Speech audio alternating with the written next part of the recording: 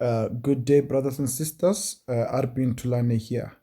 I trust by now you've been following all the videos I've been creating on Forex trading, how to get involved in the Forex trading, right? So now in this video, I'm going to show you how to actually get the app which you use to actually participate in the Forex trading. And then I'm going to teach you how to actually use the app, right? So I want you to go now to the App Store. And then on the App Store, search for MetaTrader 4, right? MetaTrader 4. Then just click on search. And then you are looking for this app here, right? So I need you to click on install. And then once you install, you can open it, right? But what you'll have on your menu is this app here, right?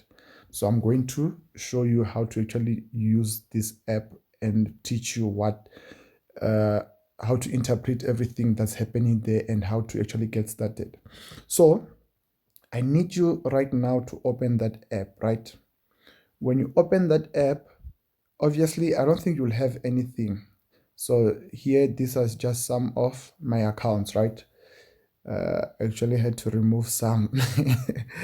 But yeah, so I want you to come and click here on this plus sign, right? You click there, and then when you click there, I want you to then come to open a demo account, right? So this is a practice account. So just tap there, and then you can select meta codes, right? Demo, and then you'll just fill in your details, right? Let me just quickly do it. RB Tulane. Okay, I'll just leave that number. Wait, is this the number? It's not. Okay, I'll just put in a fake number, 245 12345. Fake number, and then a fake email, right? At gmail.com. But you must put a right one because they'll give you your login details, right? And then you can choose your account as USD and then leverage. Okay, you just leave it as 1:100, and then deposit. You can deposit to 1,000, and then you click on create account, right? It's connecting, and then the account has been created. Done, right? So now here we are. Can you see this thing is changing? It's moving. Sometimes it's red, blue. When it's red, it's simply telling you that the price is going down. What you must observe is if it's a 7, you see this 7 here. If it turns blue, this 7 will jump into 8, 9, or whatever. And then as when it's red, did you see that? Can you see? It went up, it turned into blue.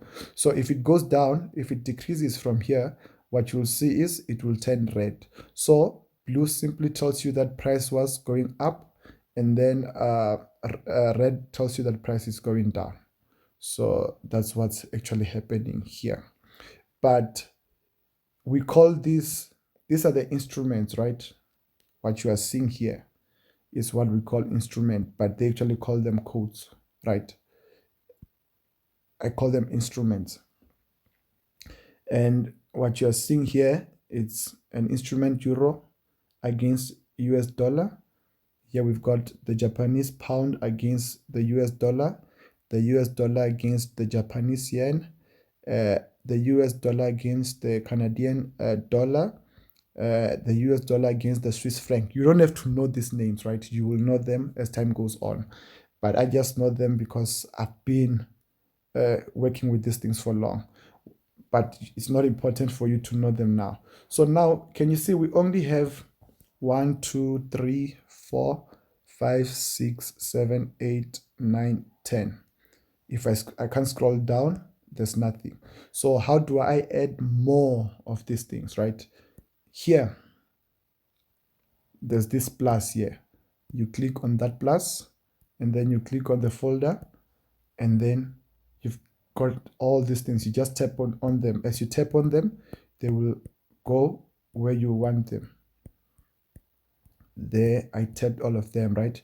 By so doing, I have added everything under codes to codes, right? So now if I scroll down, everything that I just added will appear. Can you see that? So now, if I click here, what I'll see is we've got the amount I deposited, $100,000. Woo! Yeah, I'm rich, right? But obviously it's fake money. It's not real money. You cannot withdraw it, right? And then I'll just go back to codes. This is how I go back to codes. Just come and click here, and then I go back to codes. So now I want to open Euro USD, this guy here. I'm going to open this guy here. So how do I open it? I just tap and then go to open chart. Then I will go to open chart, and voila, this is what I have, right? But your screen is probably not as clean as mine. Yours probably has something like this, a line perhaps. Sometimes I think they give you something like, where is that thing? Yeah, something like this, right? A stochastic, your chart, we call this a chart, right? This is a chart. We call this a chart, right? So this chart, if you check here at the top, it's a chart for Euro USD, and that's exactly what I said we must open, right? And if you check next to it, we have H1. H1 represents a time frame, but don't worry about that. I'll explain as time goes on, right? And then what we have here on the side is the price, different prices, right? It's like when I was writing that 11 rand, 12 rand, 13 rand, 14 rand to the dollar on the other videos, right? But yeah. And then, so these things here, they are called indicators, but we are not going to talk about indicators. So I want you to remove them. So how do you remove them? You come here on this F looking like thing. It's a function, right? And what you want to do, you want to click, and then there's a delete here. You click on that thing, and then you just tick those boxes, and then you go back to delete, and then they are gone. Now your chart should look something like this. Beautiful, right? Okay. So now